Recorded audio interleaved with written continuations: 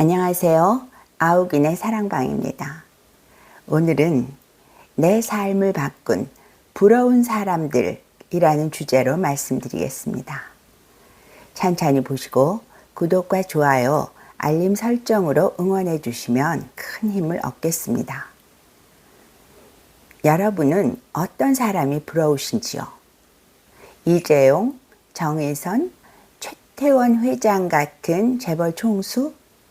대통령이나 국무총리, 국회의원 같은 권력자, 장동건, 차은우 같은 미남이나 김혜수, 김태희 같은 미녀, 김연경, 손흥민 같은 운동선수.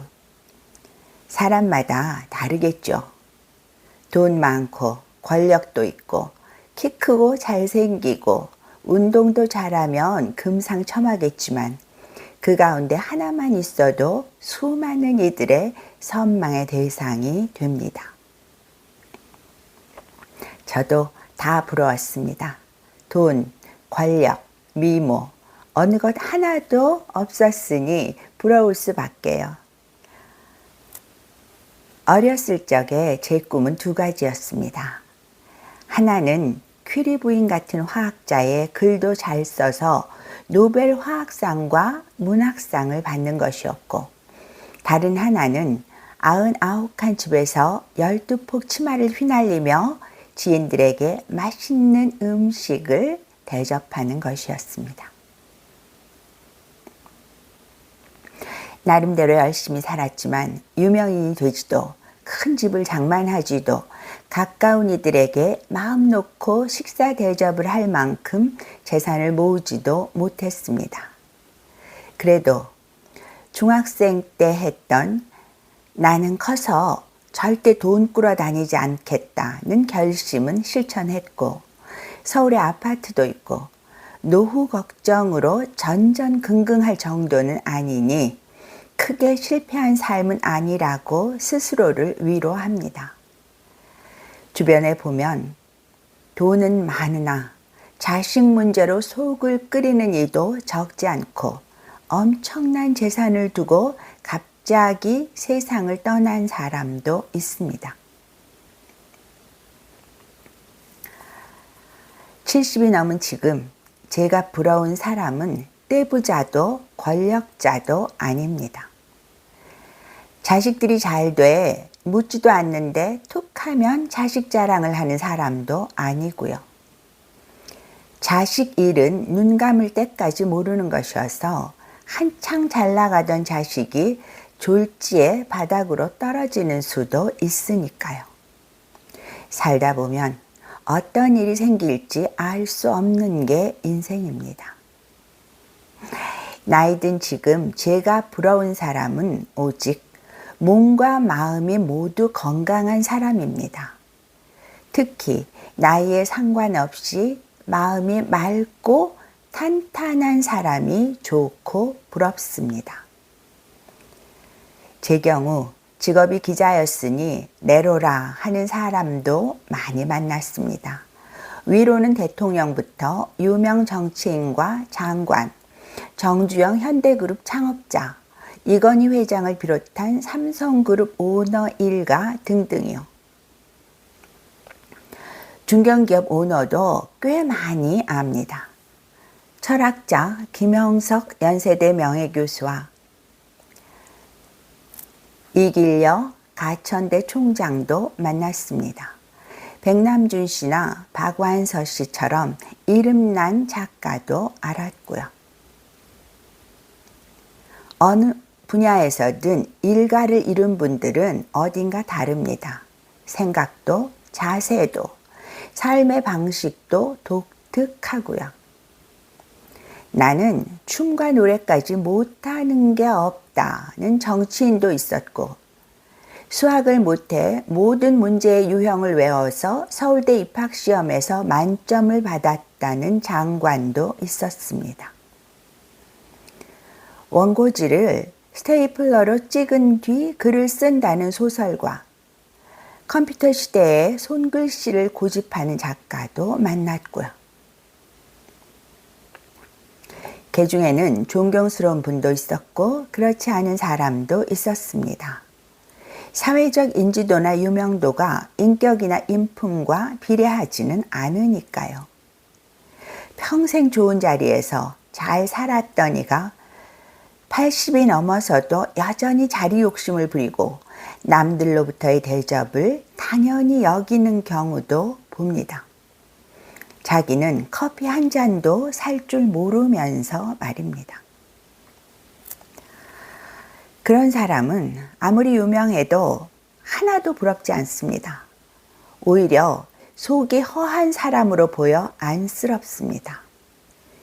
제가 부러운 사람은 큰 돈이나 권력, 명성이 없어도 여유롭고 넉넉한 사람입니다.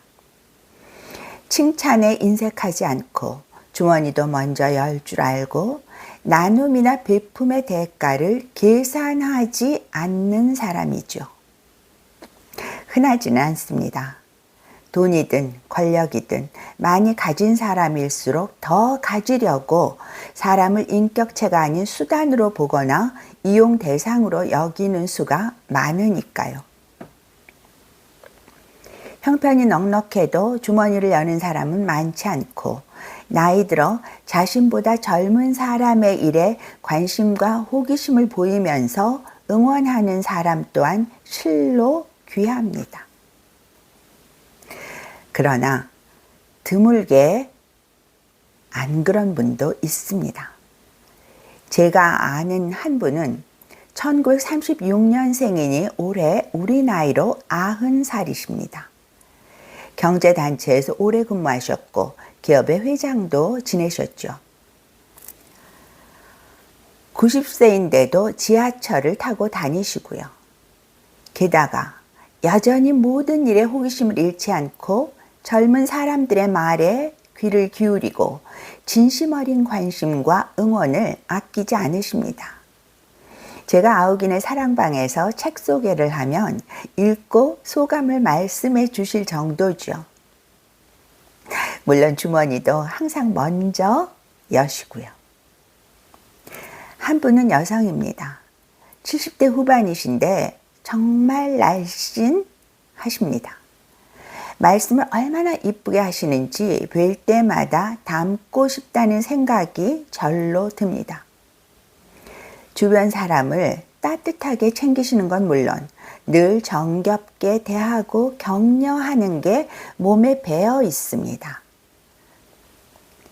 어느 날 제가 여쭤봤습니다. 어떻게 그런 몸과 마음을 유지하시는지 말입니다. 답은 간단했습니다. 하루에 3가지는 꼭 하려고 해요. 아주 특별한 일이 없으면 빼먹지 않고 해요. 저는 다시 물었습니다. 그게 뭔데요? 걷고, 기도하고, 노래합니다. 매일 1시간 이상 걷고 10분 이상 기도하고 좋아하는 노래나 배우고 싶은 노래를 해보신다는 겁니다. 그게 젊고 날씬하고 마음의 평정을 유지하는 비결이었습니다. 그 얘기를 들은 뒤 저도 실천해 보려고 하는데 쉽지 않습니다. 게으르기 때문이겠죠. 걷고 기도하고 노래하는 일상의 루틴을 지속적으로 유지한다는 것 자체가 그분의 마음과 몸이 얼마나 강건한지를 알려주는 것 같습니다. 부러운 사람은 또 있습니다. 한 사람은 고등학교 동기 동창이요. 다른 사람은 저보다 12살이나 젊은 여성입니다. 고등학교 총동창회장을 맡았던 친구의 마음 씀씀이는 제 삶의 태도를 바꿨습니다. 모교와 친구들을 위한 모든 일에 넉넉하면서도 전혀 티를 내지 않는 친구의 모습은 오랫동안 피해의식에 사로잡혀 있던 제 마음에 밝고 커다란 창을 냈습니다. 아, 저렇게도 살 수 있구나 싶었습니다. 저는 그 친구와 가까워진 뒤 근검절약이라는 이름의 구두쇠 노릇에서 벗어나고 사물을 좀 더 따뜻하게 바라보려고 애쓰게 됐습니다. 아래로 띠동갑인 친구도 마찬가지입니다. 평범한 가정주부인데도 그의 생각은 분명합니다. 필요 이상 많은 건 잉여잖아요. 좀 손해보면 어떠냐는 겁니다. 자신이 할 수 있는 걸 하면 기쁘다고요. 평생 가질 만큼 갖고도 더 갖지 못해 눈에 핏발을 세우는 이들을 수없이 봐왔던 저는 위에 말씀드린 네 사람을 부러워하면서 남은 인생의 지침을 세웠습니다. 여유를 갖자. 이만하면 복 많이 받은 것 아닌가? 돈이든 마음이든 말이든 인색하게 굴지 말자. 주고 못 받으면 또 어떤가? 주는 것 자체로 기쁨인 것을. 그 덕분일까요? 저는 젊었을 때보다 얼굴이 훨씬 편안해졌다는 얘기를 듣습니다. 아직은 많이 부족하지만 더 노력하려 합니다. 진짜 잘 사는 삶이란 여유 있고 넉넉한 삶이란 생각이 들었기 때문이죠. 이 영상이 시청자 여러분의 마음에 작은 울림이라도 드릴 수 있다면 더없이 기쁘고 행복하겠습니다. 지금까지 내 삶을 바꾼 부러운 사람들이라는 주제로 말씀드렸습니다. 구독과 좋아요, 알림 설정으로 응원해 주시면 참 좋겠습니다. 감사합니다.